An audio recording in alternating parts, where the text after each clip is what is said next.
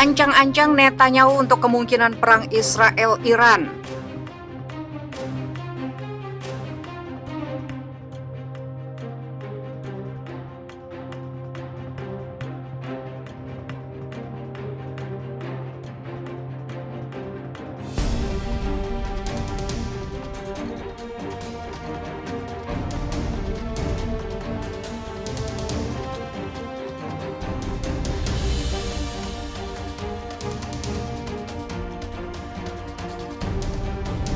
Perdana Menteri Israel Benjamin Netanyahu mengisyaratkan kemungkinan serangan ke Iran.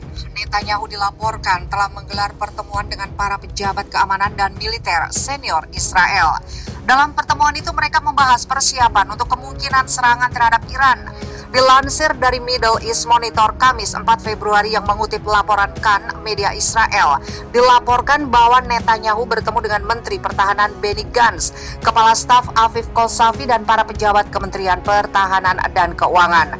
Pertemuan yang digelar pada Senin 1 Februari waktu setempat itu bertujuan untuk membahas kemungkinan transfer dana dari pangkalan keamanan darurat untuk membiayai rencana operasional terhadap Iran. Pertemuan dilakukan atas undangan Netanyahu untuk membahas perkembangan terkait masalah Iran. Media lokal mengatakan bahwa beberapa hal dibahas dalam pertemuan tersebut, yakni terkait peningkatan produksi uranium Iran, peringatan Amerika Serikat bahwa Iran mungkin beberapa minggu lagi akan memperoleh bahan untuk senjata nuklir. Kemungkinan pemerintah Amerika Serikat segera kembali ke perjanjian nuklir dan pemboman yang terjadi di sekitar kedutaan Israel di India. Pada hari Senin 1 Februari, Menteri Luar Negeri Amerika Serikat Antony Blinken memperingatkan bahwa Iran mungkin beberapa minggu lagi akan memiliki bahan senjata nuklir jika terus melanggar perjanjian nuklir. Reuters melaporkan Blinken mengatakan bahwa Amerika Serikat siap untuk bergabung kembali dengan kesepakatan nuklir jika Iran kembali ke kesepakatan tersebut. Pekan lalu, Panglima Militer Israel telah memerintahkan agar rencana disusun untuk melawan kemampuan nuklir Iran jika nantinya ada keputusan politik untuk menargetkan negara Republik Islam itu. Kepala Staf Jenderal Afif Kosavi mengatakan dia telah menginstruksikan militer untuk mempersiapkan beberapa rencana operasional selain yang sudah ada sepanjang tahun mendatang. Kekuatan untuk memulai itu terletak pada eselon politik, katanya, mengacu pada pemerintahan Israel.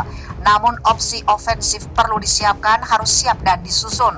Pada November tahun lalu, Presiden Iran Hassan Rouhani bergabung bersama para pejabat senior Iran dalam menuduh Israel mendalangi pembunuhan ilmuwan nuklir terkemuka Mohsen Fakhrizadeh.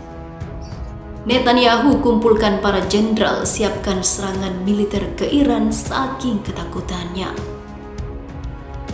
Perdana Menteri Benjamin Netanyahu melakukan pertemuan tertutup dengan para pejabat keamanan dan militer negaranya. Pertemuan ini secara khusus membahas kemungkinan persiapan serangan terhadap Iran. Pertemuan ini dilakukan Netanyahu dengan Menteri Pertahanan Benny Gantz, Panglima Militer Letnan Jenderal Afif Kosavi pada hari Senin 2 Februari 2021.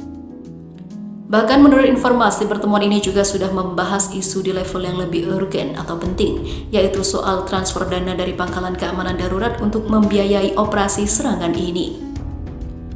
Maka dari itu, dalam Netanyahu juga menghadirkan pejabat Kementerian Keuangan Israel, disebutkan bahwa opsi serangan ke Iran ini terkait dengan program senjata nuklir yang sedang digalakan negeri para mullah tersebut. Israel disebut tidak akan menoleransi kepemilikan Iran atas senjata nuklir. Pertemuan membahas peningkatan level pengayaan uranium Iran berdasarkan peringatan Amerika Serikat bahwa Iran kemungkinan dalam beberapa pekan ke depan memperoleh bahan untuk senjata nuklir. Demikian dilansir Middle East Monitor pada Selasa 2 Februari 2021 soal agenda utama pertemuan tersebut. Selain itu, pertemuan Netanyahu tersebut juga membahas rencana Presiden Amerika Serikat yang baru Joe Biden untuk kembali ke perjanjian nuklir dengan Iran serta pemboman yang terjadi di sekitar kedutaan Israel di India. Pemerintah Israel beberapa kali memberi peringatan kepada Biden untuk tidak sesekali kembali ke perundingan nuklir dengan Iran. Jika itu dilakukan, Israel tidak menutup kemungkinan digunakannya opsi militer. Peringatan itu salah satunya disampaikan Legend Afif Kohafi. Menurut Kohafi, mengingat ancaman yang ditimbulkan oleh Iran, maka militer Israel akan bersiap untuk menyerang sendiri jika hal itu diperlukan, ungkapnya.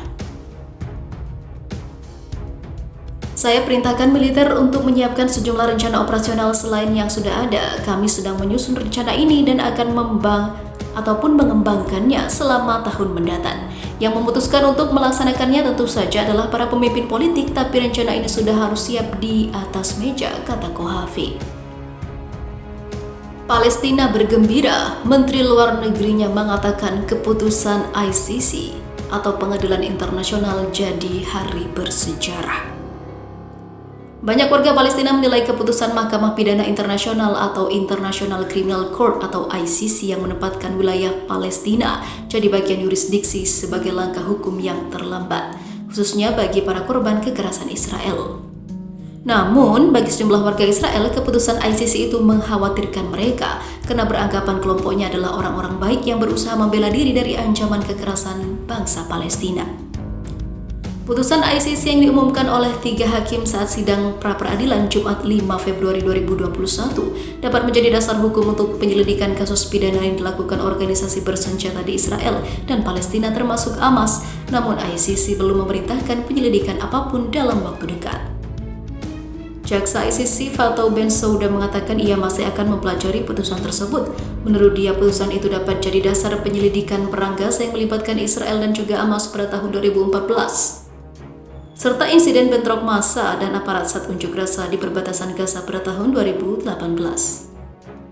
Putusan hakim itu juga dapat jadi dasar penyelidikan pembangunan pemukiman ilegal yang dilakukan Israel di beberapa daerah, misalnya tepi barat dan juga Yerusalem Timur, kata Bensouda. Seorang warga Palestina, Taufik Abu Jama, yang tinggal di Khan Younis, Gaza, mengaku 24 anggota keluarganya harus pergi akibat serangan udara Israel selama perang selama 7 hari pada 2014 lalu. Konflik bersenjata itu menyebabkan 2.100 orang Palestina harus kehilangan nyawa, yang sebagian besar adalah warga sipil dan 67 tentara Israel serta 6 warga sipil Israel. Abu Jaman menilai keputusan ICC itu sebagai upaya mendapatkan keadilan yang terlambat tetapi lebih baik daripada tidak sama sekali. Kami tidak percaya dengan pengadilan Israel, dikutip Reuters dirilis antara 7 Februari 2021. Pengadilan militer Israel yang menggelar penyelidikan untuk pertempuran di Khan Younis memutuskan serangan udara itu sah secara hukum karena hanya menargetkan para militer. Dalam kesempatan terpisah, seorang warga Israel, Gadi Yarkoni, yang tinggal di Eshkol, daerah perbatasan Gaza, mengatakan ia kehilangan 2 kakinya akibat serangan. Yarkoni mengaku geram terhadap putusan ICC. Kami ini orang baik di sini, kami tidak menembak anak-anak yang tidak bersalah, tetapi mereka menyerang kami untuk menghabisi warga kami.